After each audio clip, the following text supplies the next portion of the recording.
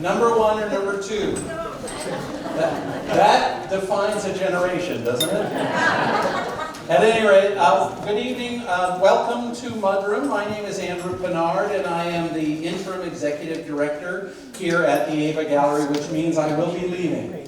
Just letting you know. I want to thank the committee members for Mudroom: Sally Bacon, Judith Hertog, Leanne Mochia, Helen Clark, Mike Lovell, and Jess Marbacher. And I'd also like to thank our staff member, Travis Page, and our volunteer, Rich Federchek, who helped us set up the room tonight. So we can give all of them a big round of applause.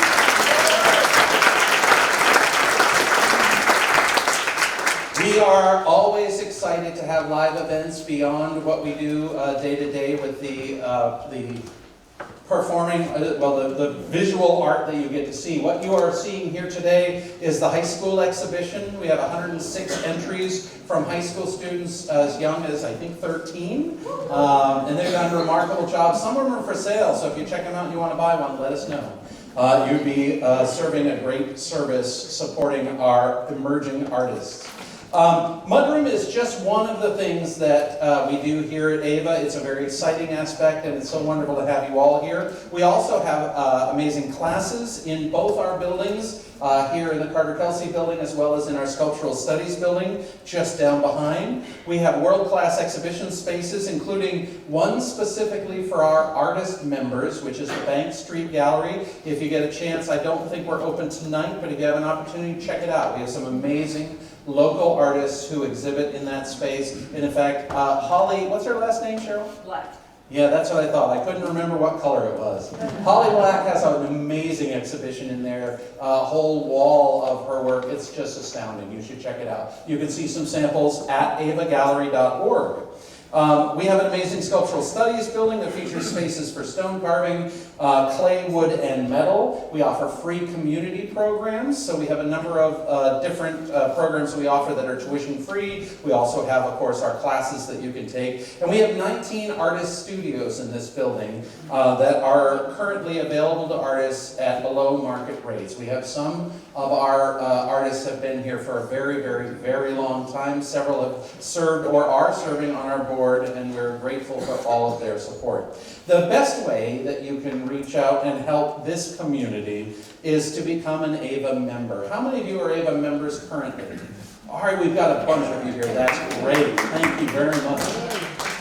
There are two types of AVA members. They're the basic membership. There's also the artist membership, and you can find out more information about those at avagallery.org.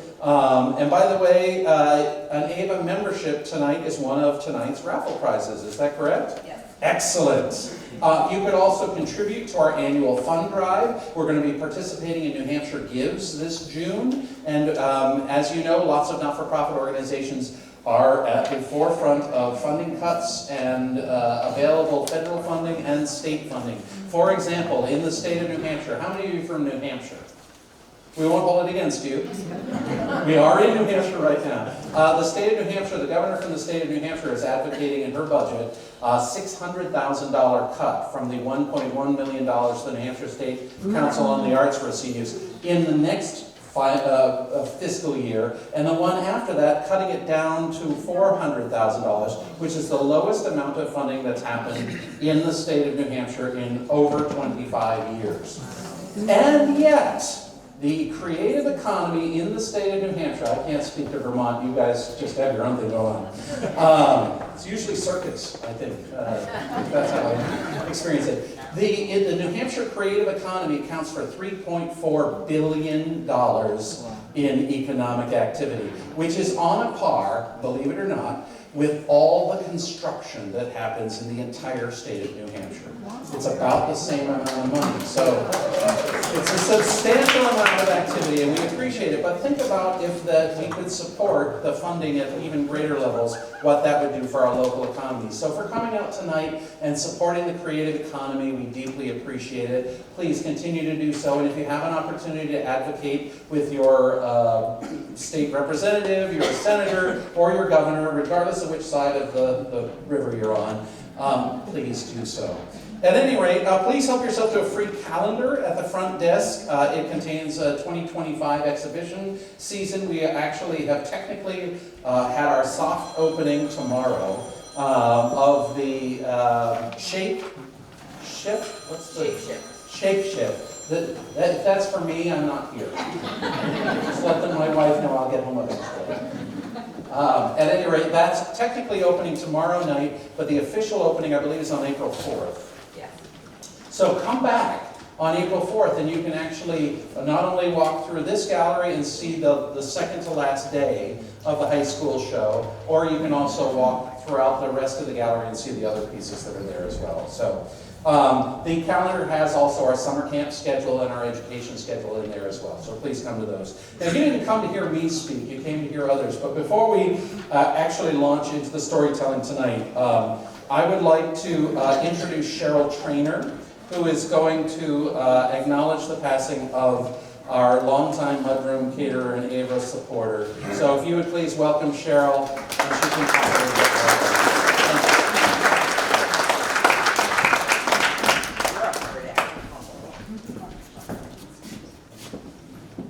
I can't introduce myself in less than 5 minutes. Hi, everybody. So I know that, hello.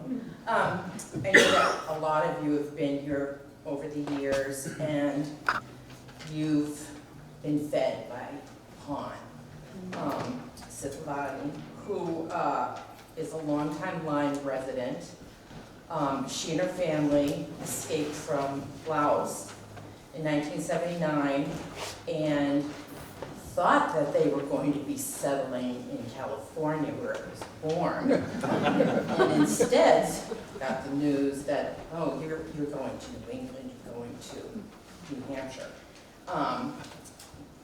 But the entire family made New Hampshire their home, and any of you who have lived in Lyme or living in Lyme, I'm sure you're very familiar with her Thai Fridays at the Lyme General Store. And if you've been coming here, then I know you've been well fed by this wonderful woman who unfortunately died recently. So that's been really tough for all of us. Her granddaughter works here too. And so it's just been a rough couple of weeks. In the lobby, I have cards, blank cards that people who have experienced her generosity here. If you want to write a few words, I'll make sure that her daughter gets them and takes them to the family. If I run out of cards, I've got an entire box full of them in the office. Also wanted to let you know that her wake will be held tomorrow from 3 to 5 at the Knight's Funeral Home in Wilder. And on Saturday, beginning at 1:30, they're going to have an entire Buddhist funeral service, which I guess is incredibly involved. And her son, Sim, is really bummed out because not only has he had to shave his head, but his eyebrows as well, because he's going to be one of the monks. There's going to be like 6 monks and him. So anyway, this mudroom is dedicated to Pawn. And next up is Leanne. Thank you.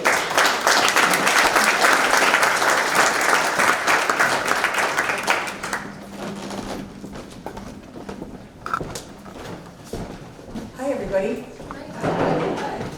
I was thinking as I drove down the hill, I live close by, that I think 5 years ago when the COVID shutdown happened, we transferred the mudroom to Zoom. And people were so excited by Zoom in the beginning and thought, oh, we can go to a story night. And we had 300 people who signed up from all over the country. The technology was a disaster, and so we didn't actually continue that way. But it's really wonderful to be back in the rooms together, and it's really great to have you all here tonight. We have a great lineup this evening, and because we had actually more submissions than usual. You're getting treated to an extra story. So we usually have 3 stories, a story from the audience. For those, who's here for the first time? All right, welcome. We have a tradition, which is we have stories that we have solicited from the community. People have pitched their story, the stories have been selected.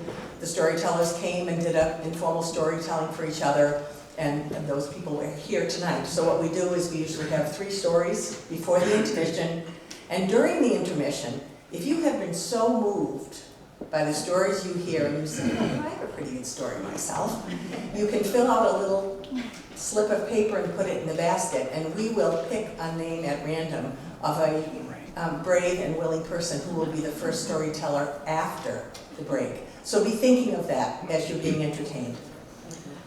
So our first storyteller is Carolyn Swaney, and her bio is on the paper, and I was instructed not to read her bio, but to do something a little more creative, which was to ask each of the storytellers, how would you like to be introduced? And she said, just tell people I'm a Southern Hostess Twinkie.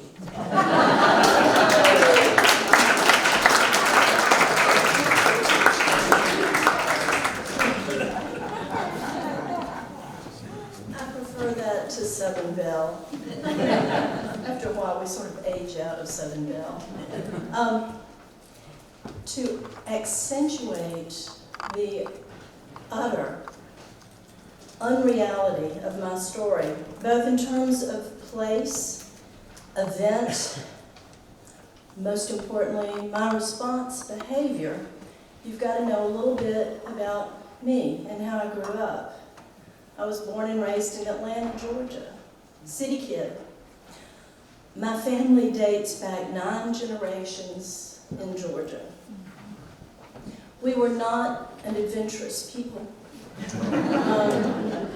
Needless to say, we probably weren't a curious people either.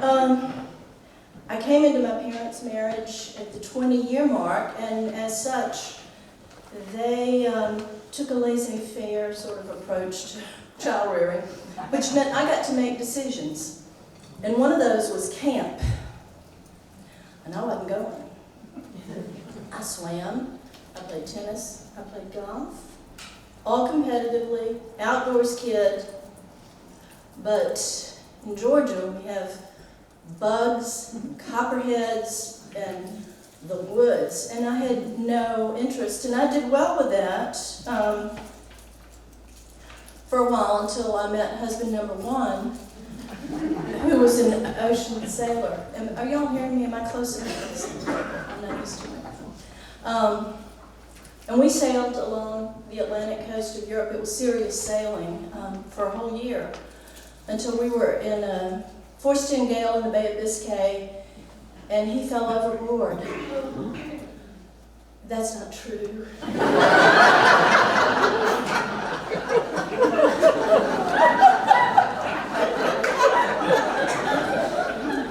I pushed him.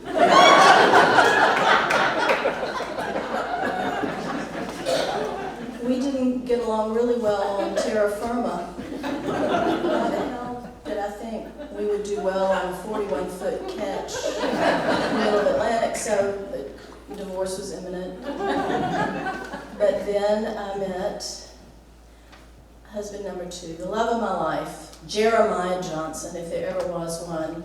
Lived off the grid in northern Ontario, built his own cabin, climbed mountains, hiked across deserts, never demanded that I do any of that, loved me but he did all the manly things, and Vermont was his happy place. We met down south, so we came up here. So that's the first thing.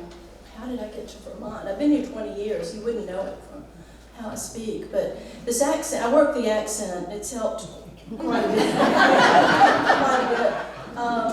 with a lot of things.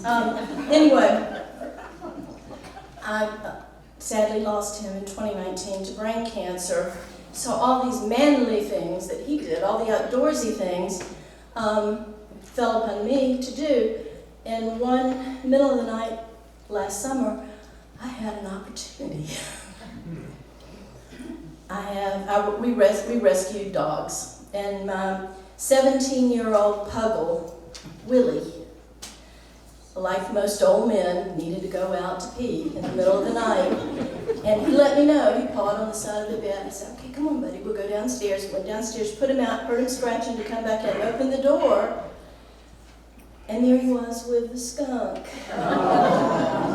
And, you know, my first thing was, oh, look, it's a skunk. Oh, that's so, it's like a wind in the willows kind of moment. It was so cute. And then my olfactory system kicked in, and it was like, oh, shit.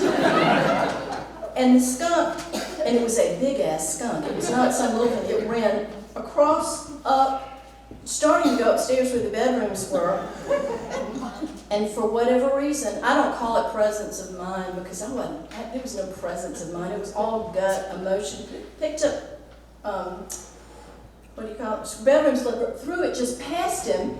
He made a U, he came down, went across my foot, scooted across the TV room and into the laundry room, which was good because that meant he was corralled.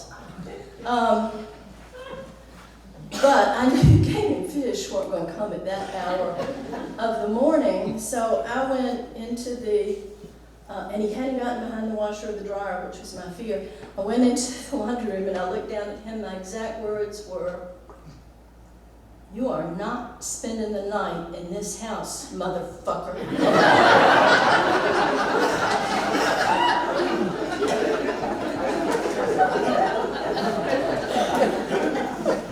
And with that, I picked him up by his tail.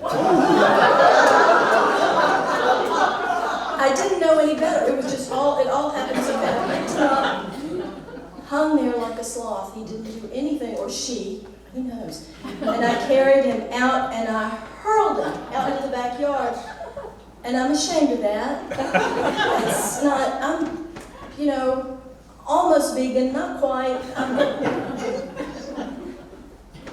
But I didn't notice that Willie had gone back outside again. And with that, I heard this incredible barking. I've never heard Willie bark with such vigor. Like I said, he's 17. I rescued him from the streets of Matheny, West Virginia. He was just a baby, just a sweet old guy. The skunk, I should say, had his back leg. So, of course, I'm bold now. Hell, you know, I've done it before. Pick him up again, and I hurled him into this amorphous quince bush that I have, thinking, you know, find your way out of that, Buster.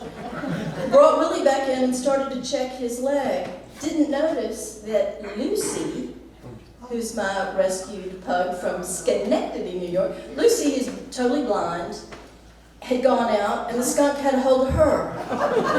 And I didn't know it was Lucy because the barking that was coming from her was like some Rottweiler. It was like this snarling, growling, like a Rottweiler at the chain link.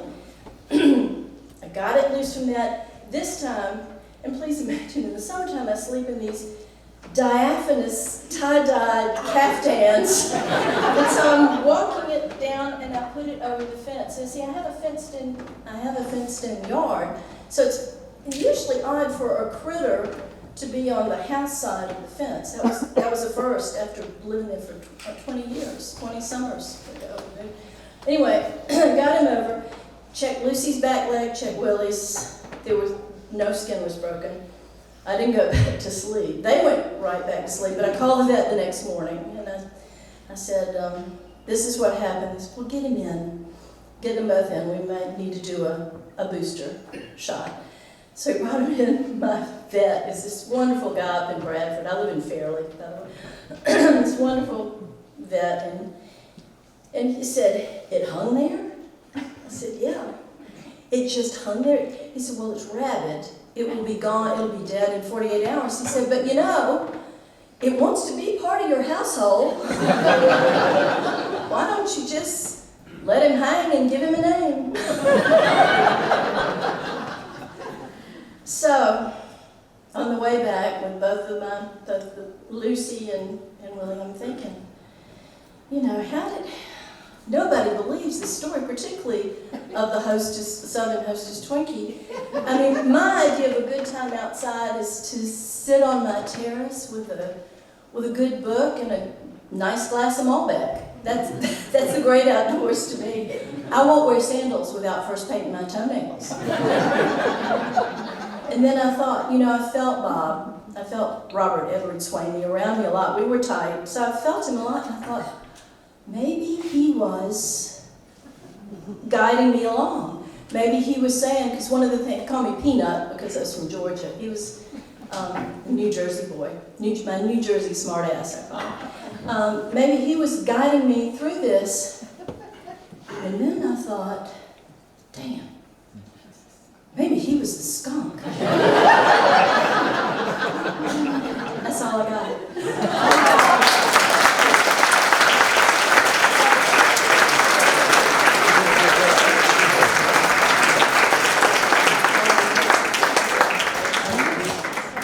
It was a pretty smelly story for hostess training. Thank you. Our next storyteller is someone who's been here before, and some of you may have heard her. Her name is Viki Bridge. And when I asked Viki how she would like to be introduced, she said, I'm heading towards retirement, but I don't really feel old. Let's welcome Viki.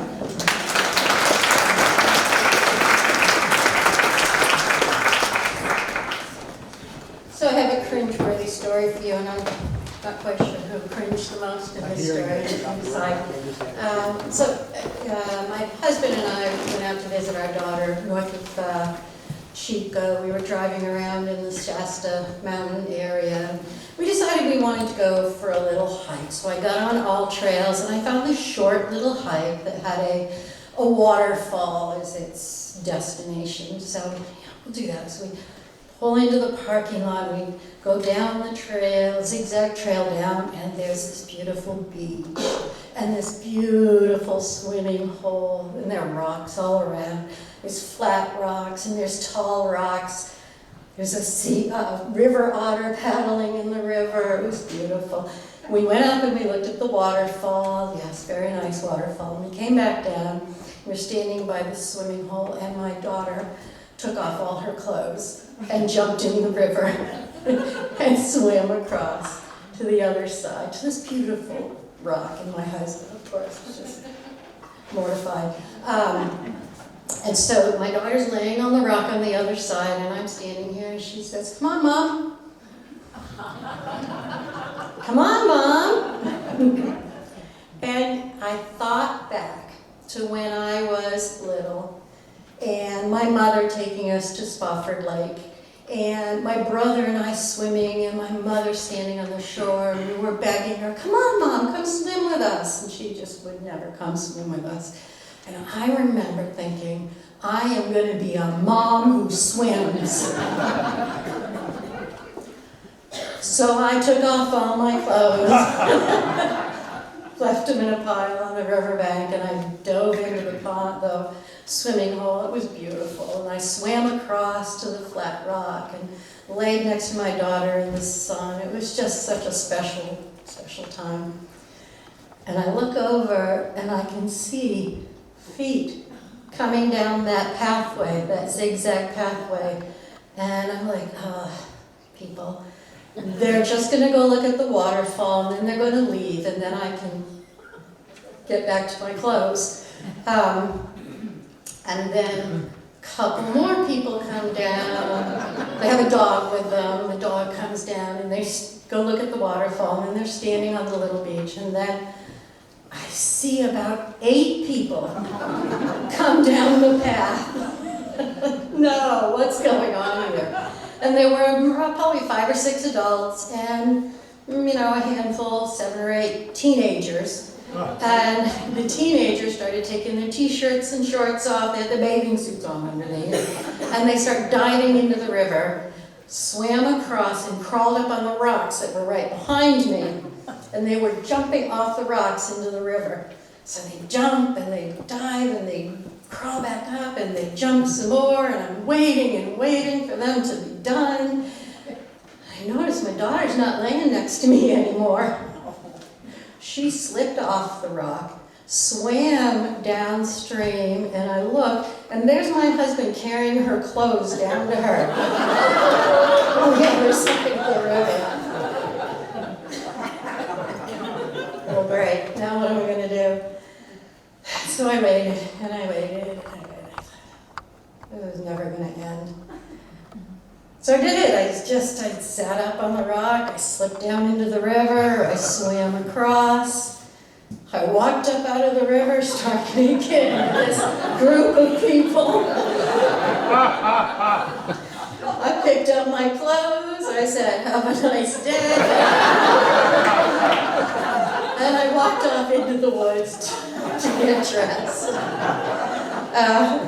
So, I don't know who cringed more, the group of people on Riverside, the kids up on the rocks, my husband and daughter standing there watching it all going on. But I am a mom who swims.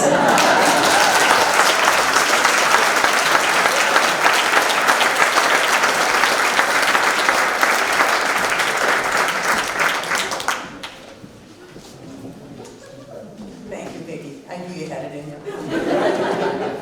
Our next storyteller is Larry Kilian, who I have not met. And I said, Larry, how would you like me to introduce you? And he said, I get called a lot of names, so anything will do. Larry.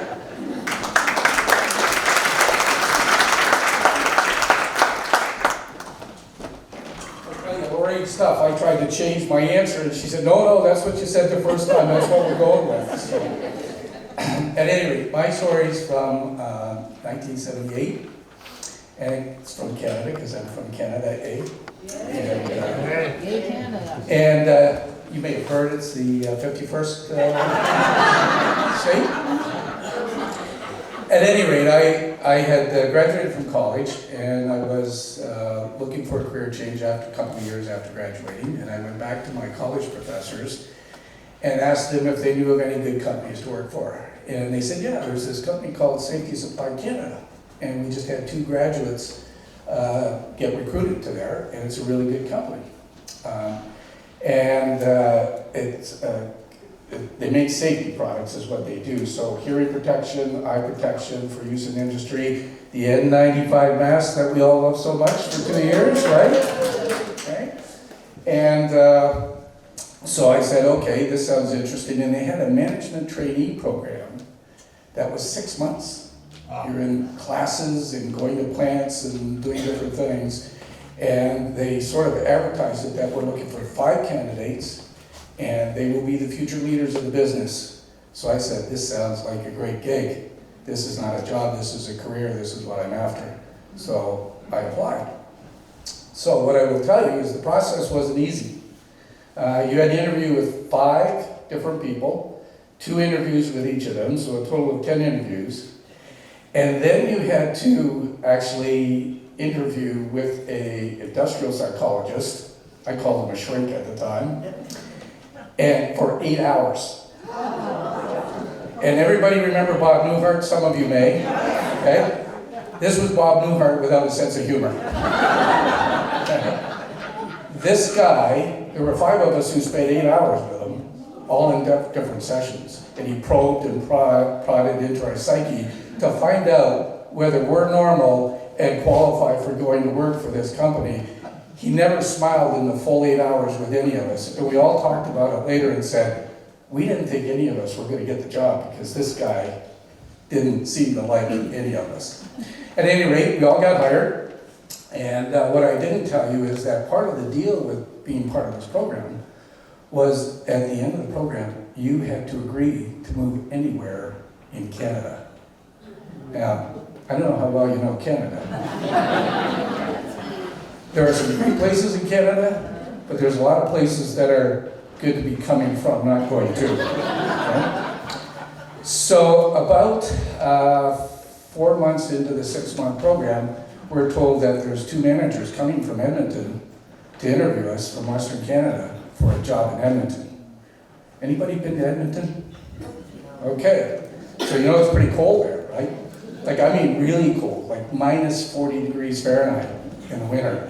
If you don't plug your car in, you're not going anywhere the next day because it's not going to start. So it's not a pleasant place. It's very cold. Rick Steves has never been there. You won't find it in any of his travel books. And it should be a red flag right away. When they call their football team in the city of Edmonton, the Edmonton Eskimos, you know there's a reason you don't want to be there. So it doesn't come as a surprise that none of us wanted to go to Edmonton, even though we had committed to going. I particularly didn't want to go. My wife is here. Where is she? Right there. And I'm sorry I didn't tell you about the Move Anywhere part before, but it just kind of slipped my mind. We can talk about it later. At any rate, this brings me to Scott McLean. He was one of the 5 trainees. Now, Scott was a really good-looking guy. He was a ladies' man. He was a confirmed bachelor. And he was dating a girl who very much wanted to marry him, and he didn't want to have anything to do with it. And we were all in Toronto. This was in Toronto at the time. And so I got to thinking, if there's anybody who would want to go to Edmonton, it would probably be Scott. It's his ticket out of town. And any sane city girl from Toronto isn't going to move to Edmonton, love or no love. Okay? So I'm thinking, he's our candidate. The other reason he's a good candidate is because Scott lived in Toronto, but he had cowboy boots. Now, I don't know if you know Canada very well, but the west and the east don't kind of get along. It's kind of like the north-south in the U.S. And if you wear cowboy boots in Toronto, that takes a little bit of courage. But I looked at it and said, this makes sense. Scott should be the guy to go, because he's got the cowboy boots already, and he's also got a good motive to leave town. So, we decided to pull a little prank on Scott and send him a note. Now, this is 1978. Email doesn't exist. Texting doesn't exist. The only way you get a message to someone else in the office is either you pick up the phone or you send them an inter-office memorandum. Some of you remember that. I see some head shaking, right? And we called ours safety grams. And they came in triplicate because if you made the note, you got a copy for your file, the secretary had a copy, and a copy went to the person that you were sending the note to. And there was a little guy with a cart. Our office was 6 stories in a city block, and he would push that cart around and deliver mail to all the other offices and pick it up and deliver it. Really efficient system, okay? But that's how you got messages out. So I came up with this bold-headed idea. Now, remember, this is a conservative company. They're pretty buttoned down. And I come up with this idea where we're going to send Scott a note from the VP of sales that tells him he's going to Edmonton. I see something, you know what's coming, don't you? So, if we were hired to make sound business decisions, this wasn't one of them. So, Craig Lindsay, a friend of mine who was in the program too, said, well, we got to sign it, we got to make it look real. I said, I'll do that. I'll forge Lloyd's signature. That's no problem. I'll get one of his real memos and then we can make it look really authentic. So I did that. Not one of my finest moments, I might say. And then we put it in his mail slot. And Craig was working out of the same office as he was, so I said, Craig, when he reads the note, call me. We'll have a good chuckle over it. So Scott comes in, he opens the envelope, reads the note, says, oh, Craig, look, I'm going to Edmonton. Craig said, oh, congratulations. My phone rings, the other end of the building. It's Craig. He's in a panic. He says, we got a problem. You got to get over here right away. I said, well, did he read the note? He said, yeah. And I said, so what's the problem? He left before I could stop him, and he's going to see Frank Dixon, his sales manager, to show him the note from Lloyd. Okay. Now, if you've ever had a Houston, we have a problem moment, this is it. Okay? My blood pressure went up dramatically, and headed over, I ran over to Craig, said, come on, we got to get to Frank's office before he gets to Frank, because this could blow up in our face big time. So, we get there, Scott's not there, I'm thinking this is great, we beat him here. Now, I said to Frank, now Frank's a Scottish guy with a really Scottish accent. I said to Frank, has Scott been here? Come over to see him? He said, yeah, laddies. And you know, he's going to Edmonton. I looked at Craig looked at me and we said, uh-oh. I said, well, actually, no, I don't think he is, Frank. He said, yeah, he had a note from Lloyd. We had to explain to Frank that the note was fake news, okay? That we had made it up, I forged Lloyd's signature, and that he wasn't really going to Edmonton. Frank leaned back in his chair, looked at us and went, "You bloody bastards." At which point I said, well, where did Scott go? Laddies, he went to see Lloyd. At which point we took off to see and try and find him before he got to Lloyd. Fortunately, Lloyd was in a meeting, he couldn't see Lloyd. He was in the stairway, we stopped him, we said, "Scott, you're not going to Edmonton." He said, "Yes, I am." No, from Lloyd right here. We said, "Scott, did you read the whole note? It's not from Lloyd. It's from us. We forged it. It's a fake signature." I said, "Read this line." We had deliberately put a line in the note that said, "Boots, P.S." At the very end of the note, we thought he would know that this was not from Lloyd. This is a button-down guy at a button-down conservative company. He's not going to say, "P.S. Boots, the girls in the West are definitely the best." Okay? Do you think Lloyd would put that in a note?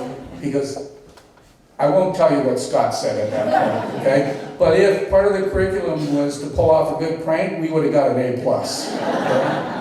Now here's the real kicker of the whole thing. 3 weeks later, we got a real safety grab from Lloyd. Okay? And here's the best part of it. He married a girl from Edmonton. They're still married over 40 years. The girls in the West are definitely the best.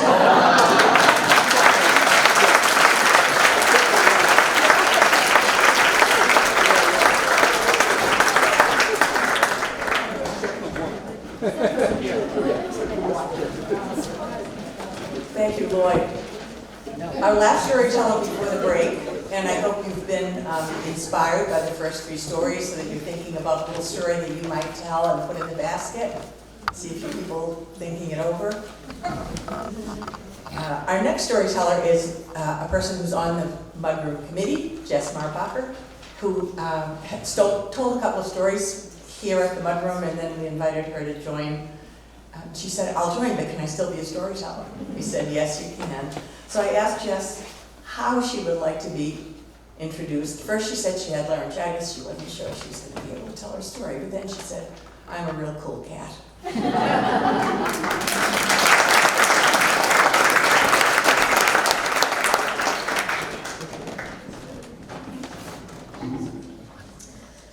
I was in love with Dave. Achingly and awkwardly in the way that only a 14-year-old girl can be, and I had been for much of 8th grade.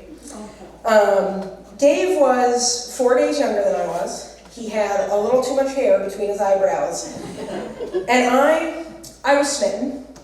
I was also probably not a catch in 8th grade.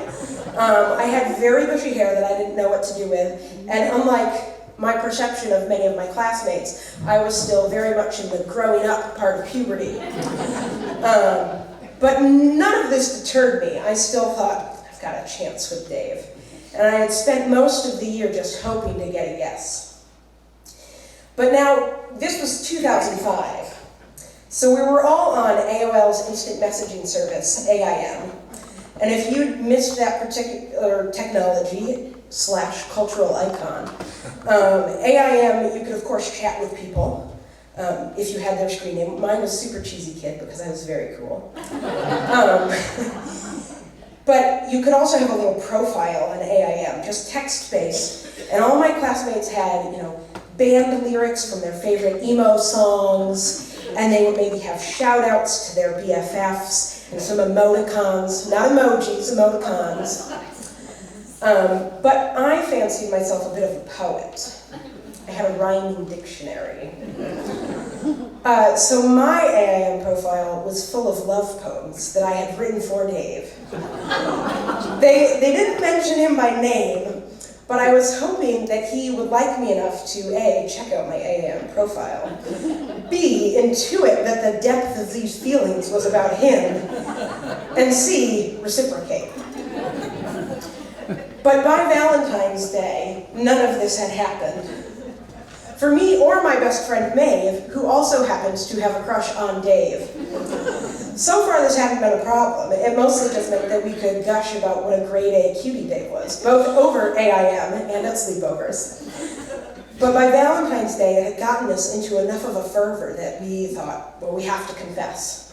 We have to tell Dave how we feel. So I messaged him on AIM for both of us. And I think this double confession only served to confuse Dave. Because unbeknownst to me and Maeve, our other friend Sol, who didn't like Dave, had also confessed to him on Valentine's Day. So I then had to explain to Dave, no, we're really serious. We really like you. Dave asked if he could get back to me the next day. And that was an agonizing 24 hours. And then he messaged me back on AAM and said that he had wanted to think about it because he wasn't sure how to say no, because he did really like us both as friends. And as gentle as he had been, I was crushed by this no. I filled my AAM profile with poems of heartbreak. And I got my favorite CD, my Best of Motown Hits, and put it in my tape deck / radio / CD player. And I played on repeat Jimmy Ruffin's 1966 hit, What Becomes of the Brokenhearted. And I understand this is a weird choice for a 14-year-old in 2005, but I loved Motown. Not as much as I loved Dave, but I loved Motown. And a few weeks later, I got to use this song that I loved for a class presentation in music class. I was still very much feeling it, so it was the natural choice when we were asked to do a presentation on a song where we talked about what was the verse and the chorus and all that. Other kids in my class were trying to sneak in the dirtiest possible song they could think of. Notably, I remember someone wanted to play Candy Shop by 50 Cent. But they couldn't sneak it past my music teacher. She knew about the lollipop licking innuendos and would not let it pass. Unfortunately, my song, What Becomes of the Brokenhearted, approved. A more in-tune music teacher might have realized there was a secret message inherent in this and saved me from myself, but she didn't. So I played that song for the whole class, which Dave was also in. If he noticed, he said nothing. Then sometime that spring, Dave started dating Allison. I was crushed. Maeve had moved on by this point. She liked a new boy, but I was devastated. They were dating in that very 8th grade way where they'd hug outside second period, and nothing else. But I was crushed nonetheless. But they didn't last that long, and by summertime, when they were broken up, my hope was renewed. I thought for sure, I've got a shot with Dave now. But I was growing desperate, because in the fall, Dave was going to go to a private high school, where I was sure all his new classmates would just be throwing themselves at him and his aspiring unibrow. So I had the brilliant plan that my friend Maeve and I were going to go hang out downtown. And I thought, maybe I'll see if Dave wants to come. So I messaged him on AIM, and I asked him, and he said no. But there was something in there about how maybe his mom said he couldn't come, so I was busy formulating a new plan. Because I knew Dave's address, because it's perfectly normal to look up the address of your one true love in a phone book. And it's also perfectly normal to then MapQuest directions to their house. Sure, maybe they've only thought of you a classmate until now, but it's because they've only seen you in class. So by the next day, when our moms had dropped us off downtown and Maeve and I had bought a bunch of cheap jewelry, this still somehow seemed like a good idea. So we walked to Dave's house. And because it was the summertime and I grew up on the seacoast of New Hampshire, it was hot and it was humid. And I mean, it was a couple miles, but we'd been forced to run the mile in gym class. No big deal. And sure, there were cars going by on this vaguely busy road, and they were kicking up dust and grit and pollen. It was getting in our hair and our eyes and sticking to our perspiration. But this was nothing to us. We were walking for love. And we get to Dave's neighborhood, and it's a little setback from the street. And it's a newer development. There's these big trees, so it's finally a little shady. We can cool down. And we also start to hesitate at this point. No point on the walk did we second guess it, but now, that last 100 feet to his door, it's hard to do. So we mill about for a little bit. Like maybe Dave will look out the window and then he'll come out and say hi. He didn't look out the window, or at the very least he didn't come out and say hi. So we went up to the door and his sister answered. And I said, oh, is Dave home? And she runs off to find Dave. And the minute Dave gets to the door, I lose all my courage. I can't say anything. So Maeve does the talking for us. And she says, she then reveals that I was the one who knew Dave's address. Which now feels a lot more embarrassing than when I was typing it into MapQuest. And I finally stammer like, oh, we're just in the neighborhood. And then we all just kind of stand there. And finally Maeve says, do you want us to leave? And I finally got the yes from Dave. Yes. He wanted us to leave. And then we had to walk back to downtown a couple miles. But the walk back felt a lot less long, I think because I probably died on Dave's front porch. And the heat didn't feel as bad because now it was all inside me. And I was realizing that it probably wasn't a good look that I had showed up at Dave's house that I had never been invited to. And it was also sinking in that Dave really didn't like me. So I played more of Jimmy Ruffin's What Becomes of Broken Hearted that summer, but I did give up hope. And it's been nearly 20 years since that adolescent version of the Walk of Shame. And Dave and I are married now. With 2 other people. But Maeve is still my best friend. And I have to say, 20 years on, I am so glad that it's the love of my best friend that lasted.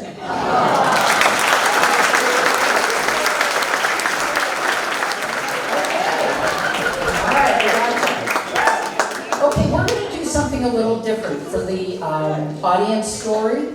We're going to read to you what the subject matter is for the people who put their name in the hat. And we're going to let you guys vote on what do you want to hear about. How about that? Okay. All right. There are only 3, so you won't be here for a long time. And we won't tell whose story it is. No, And you can hear them all 3, and then we'll ask you to shout. All right, so this is a story about the storyteller's brother body slamming an old lady into a bar. This one is raccoon hunting. Could be like the... Okay. A cringe-worthy, no meat... Moment. Oh, moment.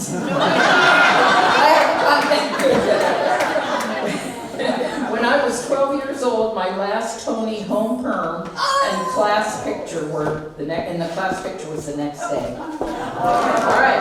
So, how many?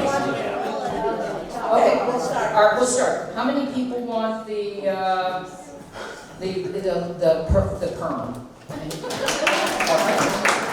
Count those. I didn't count, so maybe it's a little more noise. How about, okay, the next one is raccoon hunting. And the next one is body slamming the woman.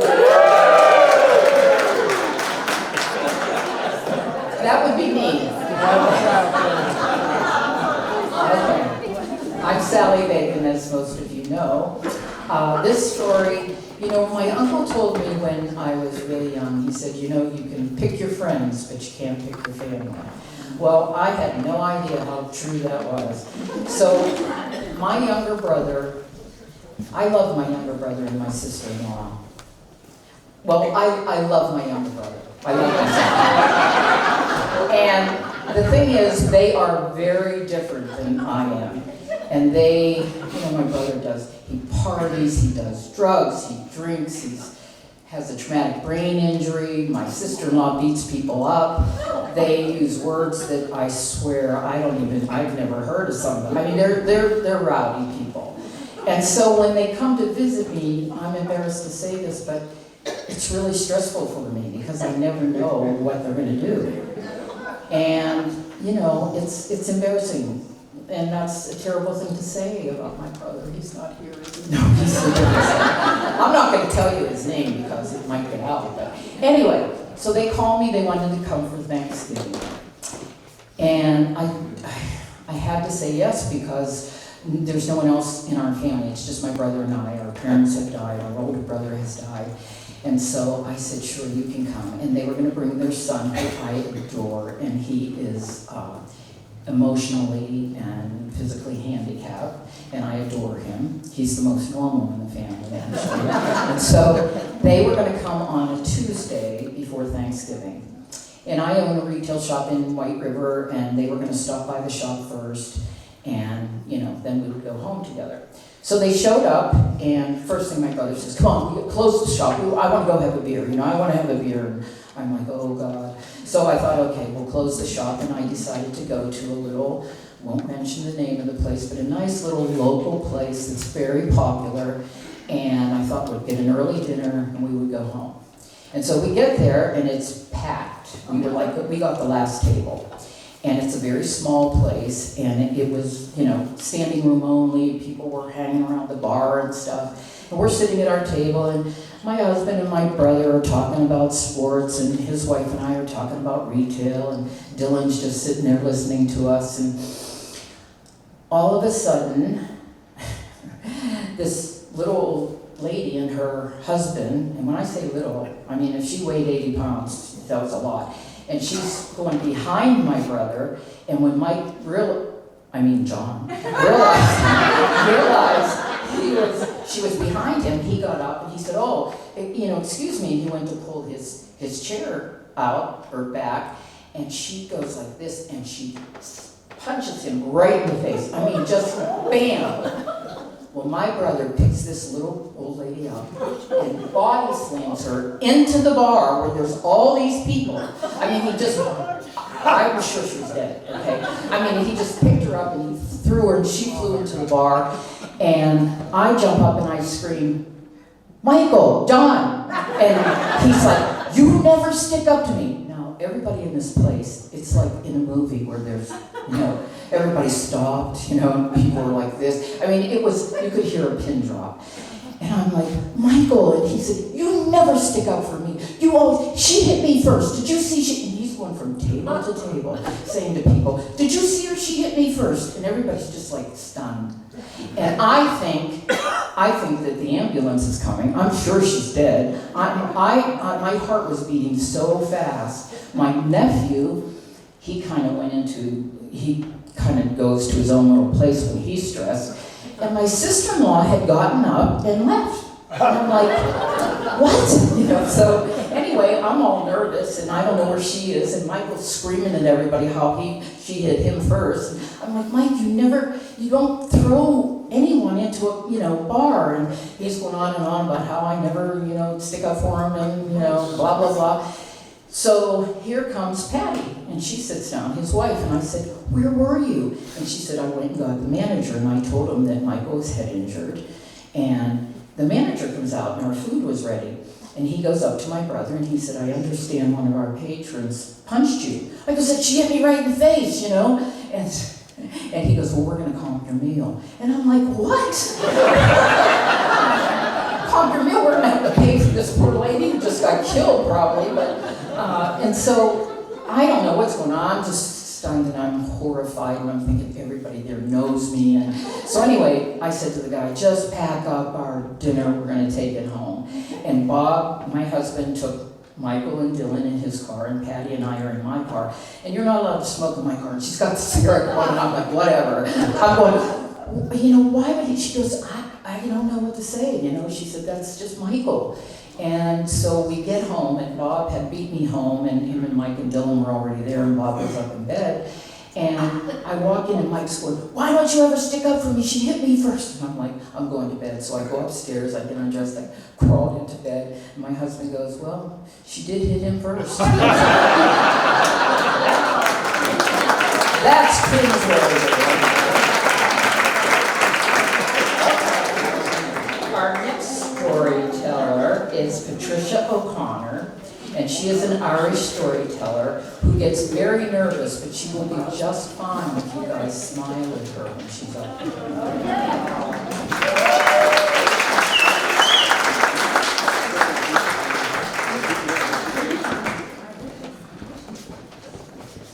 So I'm a nurse. I decided at 6 years old to be a nurse. I remember, if any of you are Catholic, the vernacular is you have to hear calling. Right? The nuns were telling me that at Catholic school, what's your calling? Oh, I've got to figure it out. And I knew it was either a nurse or a nun. And I thought the safe bet is becoming a nurse because nurses have babies. But nuns don't. And if I become a nun and my calling is to be a nurse, everyone would know because I'd have babies. So here I have it. Then in high school, you have, some of you remember when we used pencils and we filled in little ovals, right? And this was pages and pages, and they would tell us what we were going to be when we grew up. And a week or two later, right, they'd have the results. Well, I laughed at my results because it didn't matter what it said. I was going to be a nurse. I had a tie between a nurse and a funeral director. I chose the nurse. So in between my junior and senior year of college, my girlfriend Cindy and I went up to Maine to work at Eastern Maine Medical Center to be nurse interns, really glorified nurses' aides. But it was my first real job as a nurse. I've been a candy striper, but I'm a nurse now. So I went in, they had me given enema, which is just this little bottle, little fleet enema, little bottle, squirt it out, make it go, right? Okay, so I'm a straight A student. I know how to do this, right? Get the lady into the lateral decubitus position, right? I've got the grease on the nozzle's about this big, grease it up, and I'm explaining everything I'm doing, and I try to insert it, don't slip on that. I try to insert it, and I get it in, but I can't squeeze it. Oh, okay, so I take it out, and I put some more grease on it, and I can't squeeze it. Third time, after third straight A student, this wonderful woman says to me, dear, did you take the cap off? I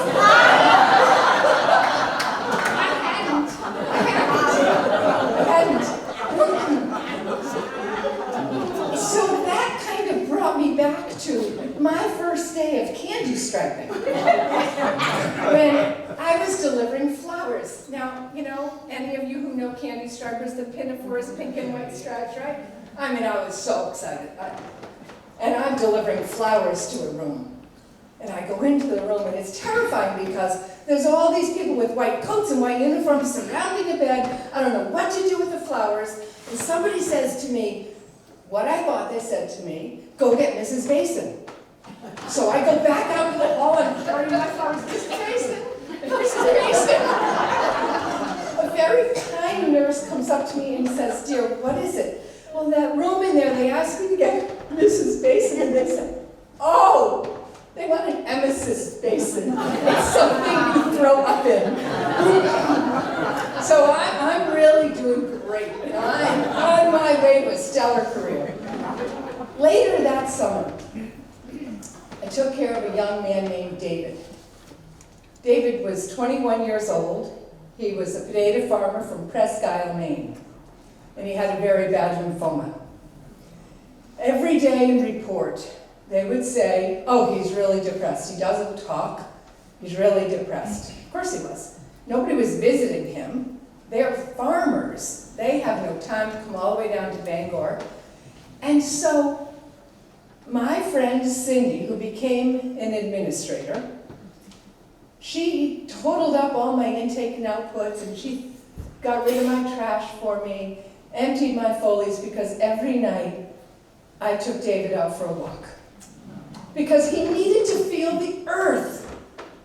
He had big swollen feet, he couldn't put shoes on, and I'd let him walk as much as he could out of the wheelchair. And when he'd stand up and pee, I'd stand behind him and I'd pretend I knew how much was coming out. Because I'd have to put it on my intake and output. And one day I don't remember him talking, but I do remember we walked by the cafeteria and he said, could we go in there and get a drink? And I said, sure. And I didn't even think, he's a 21-year-old boy and I'm a 20-year-old girl. And how much is in his life? It didn't feel awkward like that to me. I just remember we had a soda. So my friend Cindy and I, we rotated around the whole hospital. So I took care of David for that week, and then I went off to different floors. One night, I'm on a different floor, and I'm way over in the corner taking care of my patients. And the bell, I come back at report time, change of shift, and it's just the nurse's aide out at the station. And there's a bell going off, and going off, and going off, way over in that corner where I wasn't working. And I said, why isn't anybody answering that bell? And they said, because there's nothing you can do. So I walked over to that room, and I went in, and there was my David. And my David couldn't breathe. He had gotten something called SVC, which is when the vena cava gets blocked because of all the tumor and the stuff can't return, and anyway, it's pretty bad. So I went back out to the desk. I went into the fishbowl where the real nurses were given report, and I lost my meekness. And I said, you need to get on the phone and get something for this man. Somebody needs to help him to feel better. And then I went back in that room, because we can always do something. We can be a person. We can attend to somebody in their suffering. So that was 1977. In 2015, I was applying for a job as a palliative care specialist at Concord Hospital, and I'm doing a telephone interview. And they said to me, you went into hospice care very early. I was 23 when I was the head nurse at the very first hospice opened in the country, and I was the head nurse for the first 6 years. Why? How did you get involved so early? And I realized then, it was because of David. Not on my watch. Not on my watch. People should not suffer. And so I spent the next almost 50 years taking care of people at end of life and nearing end of life. And we were on Marco Island renting kayaks a winter or two ago. And the man who was renting them to us, he was from Presque Isle. And I said, I knew somebody from Presque Isle. And his name was David, which, I mean, I could, good I don't have a job to lose, because that's HIPAA, I told him. But you know what? I believe that David's okay with that. And I said to this, he said, I knew David, he was in my class. He died that summer, as I knew he would.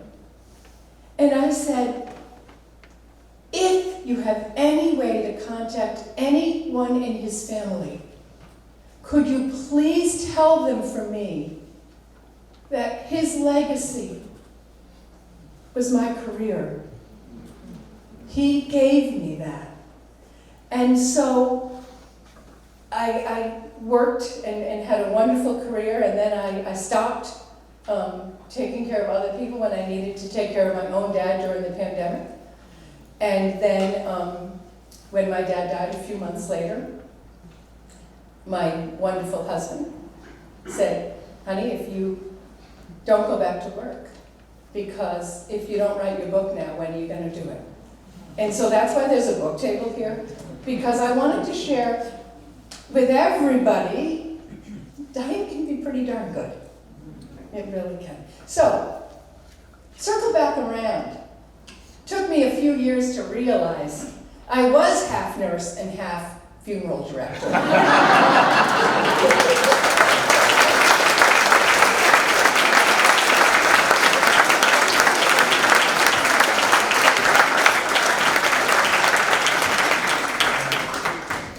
That's great. Our next storyteller is Pat McDevitt, and he is a repeat storyteller. He's told several stories. Pat, you're on. Okay, great.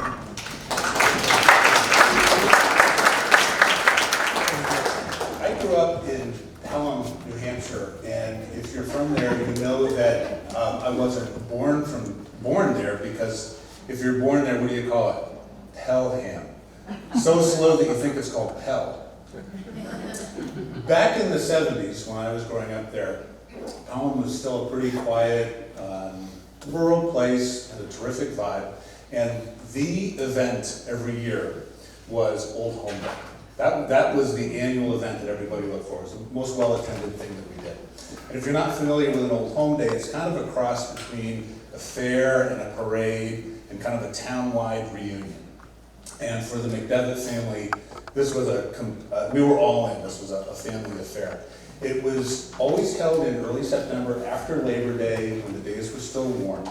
And my mom and dad would get up early in the morning, like 4:30, 5 o'clock, pack up the Country Squire station wagon with all the crafts that my mom had made over the preceding months. My mom would kind of rock this Tasha Tudor look with a long dress and an apron and her hair up in a ribbon.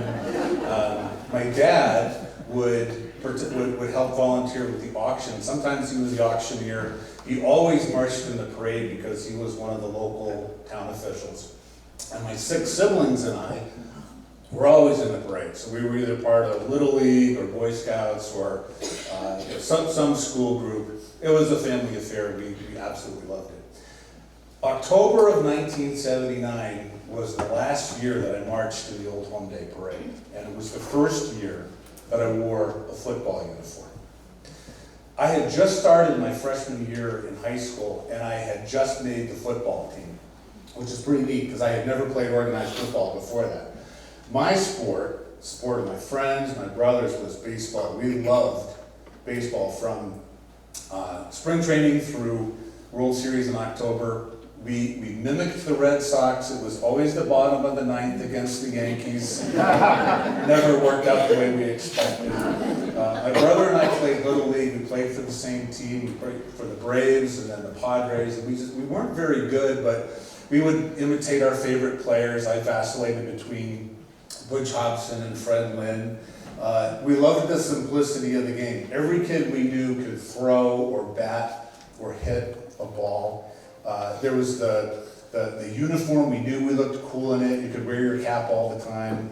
And there was the ceremony of oiling your glove or putting some saddle soap on it and putting the ball in the web and wrapping it in rubber bands and putting it away for the winter, just knowing that it was waiting there for you. It was a super special time. Speaking baseball was a little bit harder because baseball had a language that we did not entirely understand. Phrases like, you need to have soft hands, or he's just not seeing the ball, or oh, he's just got his bell rung. That last one was a euphemism. And the older boys had to explain to us he was not wearing a cup. All that we knew was that an errant ground ball had hopped into our second baseman and he was laying in the infield gasping. Now, a cup is a hard piece of plastic that serves a very important protective purpose. We were unfamiliar with this. It slips into a pocket, a part of your uniform called a jock strap. We shopped for these with our fathers and hid them from our mothers, which meant they were never washed. And because we were boys and we were young and we were dumb, we would cut the boredom of interminable innings by hitting one of our teammates unknowingly in the groin just to check the soundness of their cup. Cup check, I believe is what it was. It was just good, clean summer fun. Running with a cup was definitely awkward, but that was mostly because we were awkward. And sliding into second base on your stomach, a la Pete Rose, was a particularly delicate maneuver. But the point of it was our baseball careers taught us to be critically aware of protecting one particular part of our anatomy. But when I had gotten to the summer before high school, I decided that baseball was kind of passé. Football was probably what would impress the girls the most. So I tried out for the football team. And I said, well, I made the football team. There's a story to that. Our high school couldn't afford a football team. So our football team was actually a club team. There was a group of fathers who had gotten together and raised money, and they agreed to be our coaches. They cobbled together uniforms. It was really a neat thing that they did this. Not having money to support the high school football team was pretty on brand for the frugality of that small town and its New England roots. We had an all-volunteer fire department that was, I still am amazed by this, they were summoned from a horn in the center of town on the top of a large pole. Yep. We had one sidewalk that I recall. We had a new high school, but it had no interior walls. In the 70s, that was called open concept. And raises for teachers were routinely voted down. And I had a friend whose father took great pride in the town's ability to not spend money, and he would see these things and he'd say, well, I grew up in Pelham, and I turned out just fine. And even then I knew that that was not a point to debate.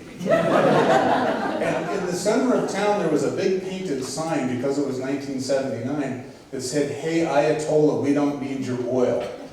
And I realized austerity is just this badge of honor in this town.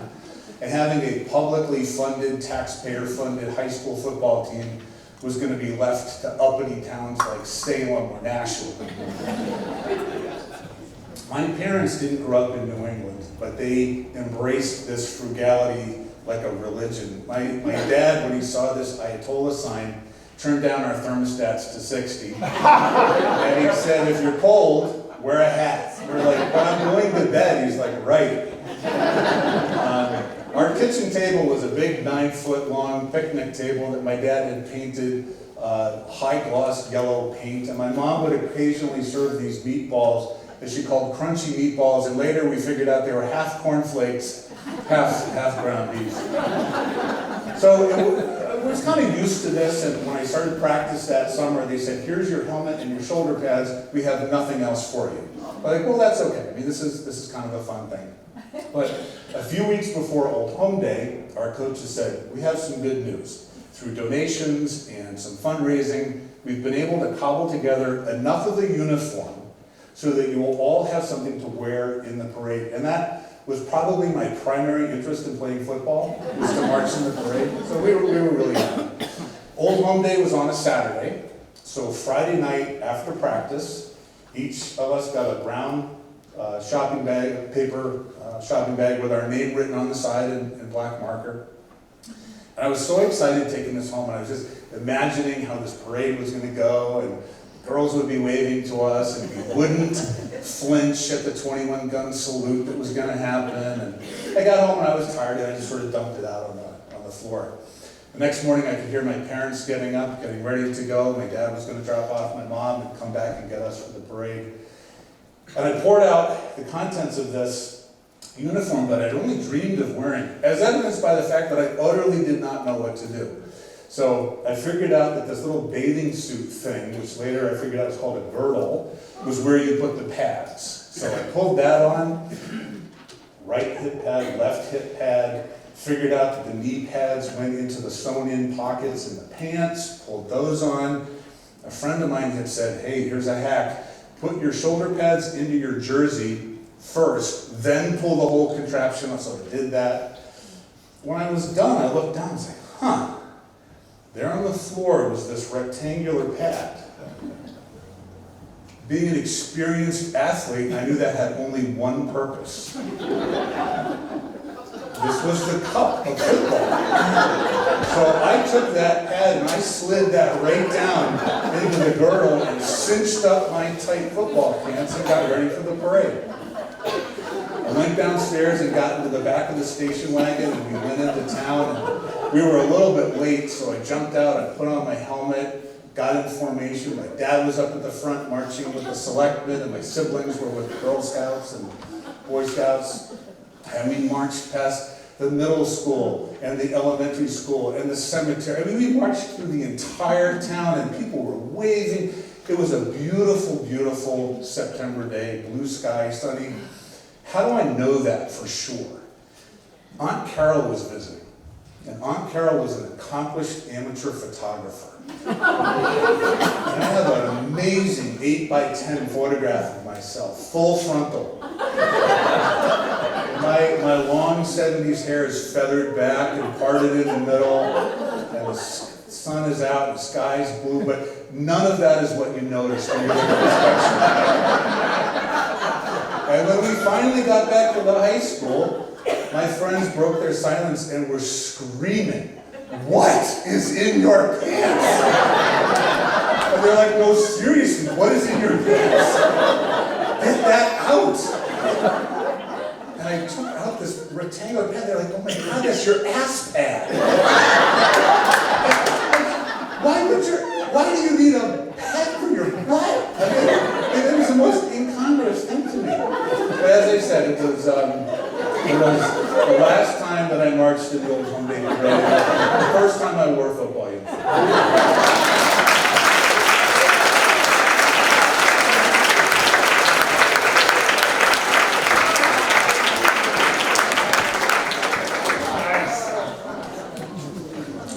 Okay, our next storyteller is Greg Scott, and I have to say his daughter described him as the coolest dork you'll ever meet.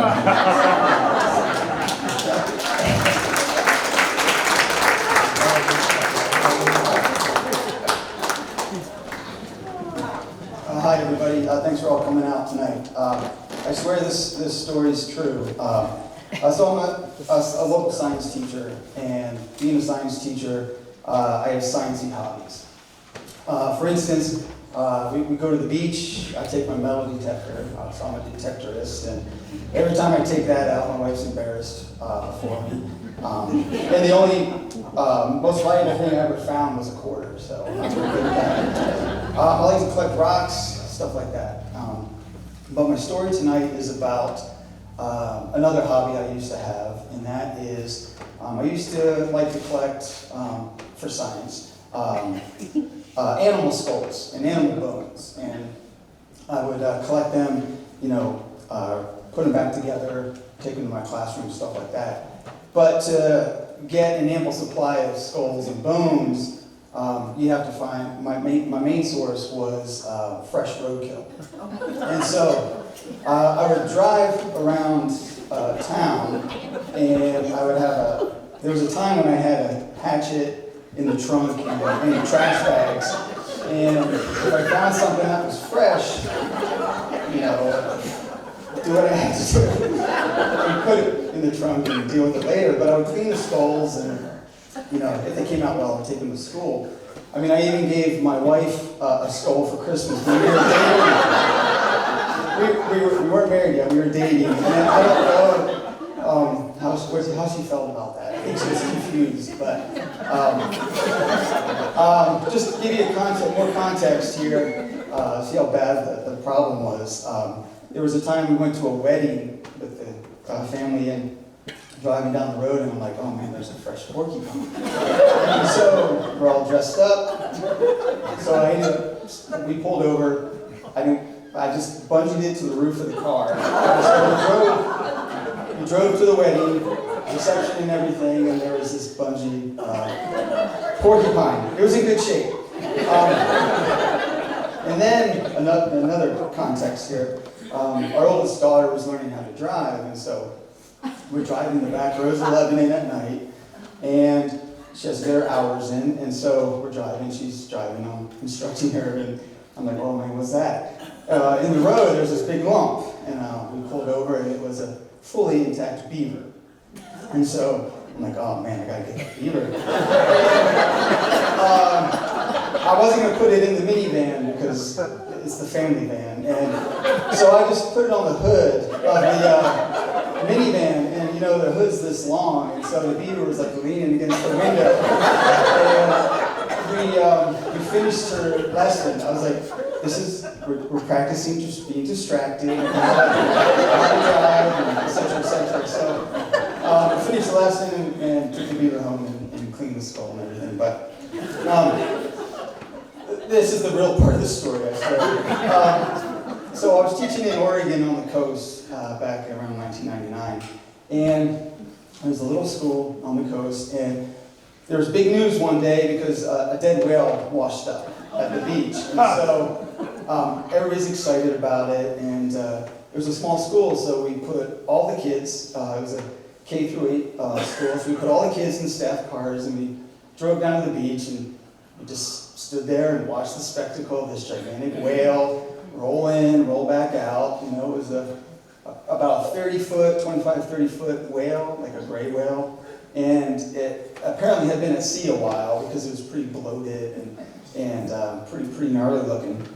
And so when that happens in a town, you have two choices.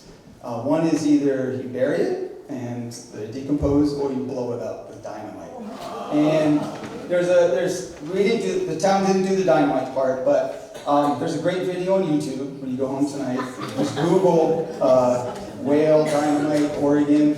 In the 1970s, they actually blew up a whale on the beach, but the crowd was too close. And so you can see the explosion, and then you hear like the blubber begin to rain down over the crowd, and big chunks landed on cars, but look it up tonight. So the town decided to bury the whale. Beverly Holt pushed it in, and we all kind of forgot about it. And one day I was walking to meet my carpool, and I smelled something really bad, like dead fish bad, like really bad. And so I went down to the beach. I just lived a couple blocks away, and I could see a storm had come the night before and washed the beach away, and lo and behold, there was the whale poking out of the sand. And I got very excited because with my hobby, this would be the most ultimate score if I could get the head of the whale and bring it home.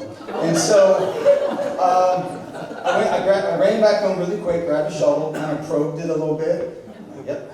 And I went to work at the school that day, and I'm like, I rounded up all the 7th and 8th grade boys in their class. And I'm like, look, we got a special mission today. And we loaded them up in the car I had to drive in that time was a 1970 VW microbus. It was bright orange, and so we loaded the 5 or 6 8th graders, 7th and 8th graders we had, and we drove down to the beach. We had ropes, we had shovels, we had everything to go. And I'm like, this is like the white whale. This is like the holy grail of skulls. If I can get a whale skull, it's the best thing in my whole collection.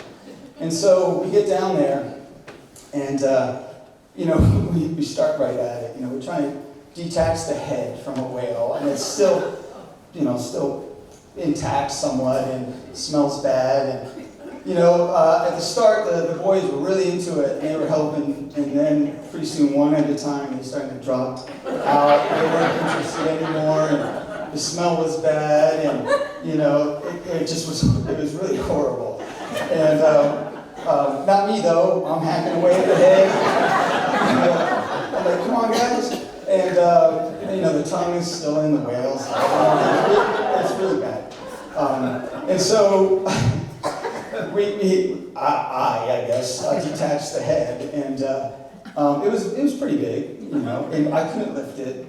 3 of us couldn't lift it because it still had like I don't mean to be gross, but it still had like a lot of brains in there and a lot of sand in the head, and so we had to come up with a way to get it off the beach, and so we took the rope, tied it around the whale's skull, and to the other end of my bus, and we tried to back it off the beach.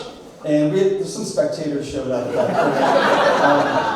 My now wife was there with our little toddler daughter, and she's like, "What are you doing?" And so we couldn't get it off the beach because it kept digging into the sand. It was heavy. You pull it was really, really hard. So I'm thinking, oh man, I need something like a sled. I need to put this on something and drag it off the beach. And I'm like, there's nothing here. And I'm like, wait a minute, I live 2 blocks away. My daughter has a kiddie pool.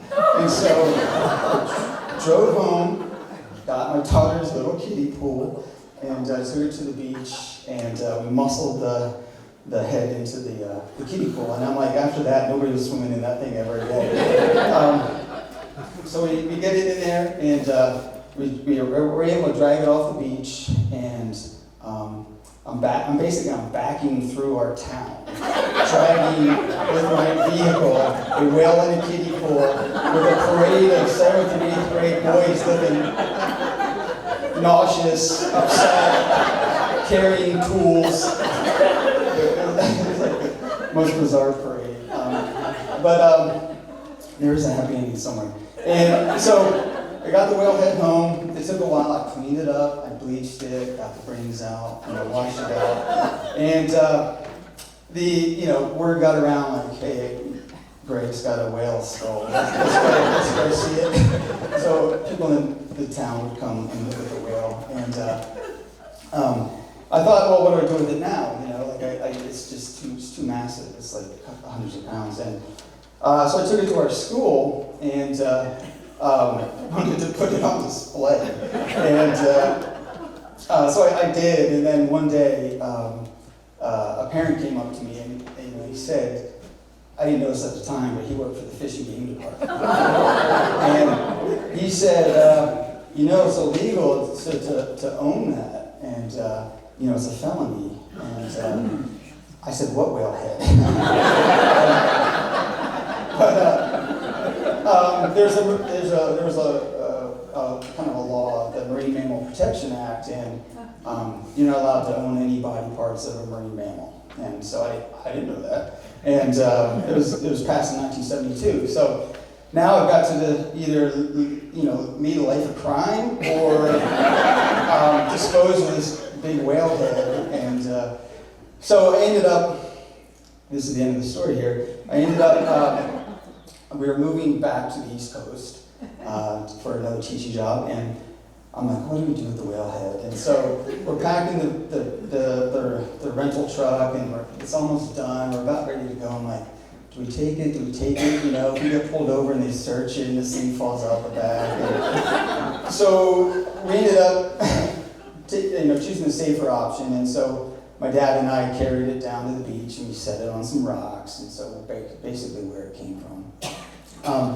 We just moved back east, so I lost the Holy Grail, the most substantial skull in my collection. But I don't know if this was cringe. I don't know what part you thought was cringe. I mean, to me it was a hobby, it's for science. Just to verify that this is a true story. There's a picture of it. My daughter's baby pool. As I said, nobody was swimming in that thing anymore. So that's the end of the story.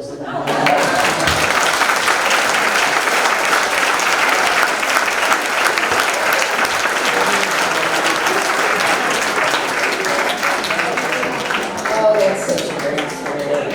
So, as I was sitting here today, in Mudroom today, I was wondering, how in the heck did this whole fake news thing get started? Larry Kilian. I think it was you. That I apologize that I plead the fifth. Too late, all right. Okay, so we're going to do another Mudroom in June, and the theme is going to be why or why not. So the little perm story would fit for that you would, and please, the stories that didn't get picked for the intermission, please submit your story again. And but I think why or why not, you can interpret that however you would like, you know, why or why not, why not. So that's that, and you have to attend, you have to have your story in by May 16th, and you have to give us the whole arc of your story. It says here, I'm going to disagree with this, Sheryl. It says here, tell us how the story affected you. We don't have to do that. No, don't worry about that. But you do give us an idea what the story is about and how it's going to end and stuff. Sometimes we either get too little or we get a whole, thing. So just you can make it short, but we have to know what the story is about. So by May 16th, and then if you're selected, we'll pick 5 or 6 stories, and you have to attend rehearsal on June 4th at 4 p.m. And that's really important because that helps you, the storyteller, because you get to tell your story to the other storytellers, and there's feedback, and it helps you be more comfortable. So we really, we want you there on June 1st. So that ends the evening, and I want to thank all the new people who have come. Please come again, and all our people who show up all the time. We appreciate you all so much. So that's Mudroom. That's a wrap.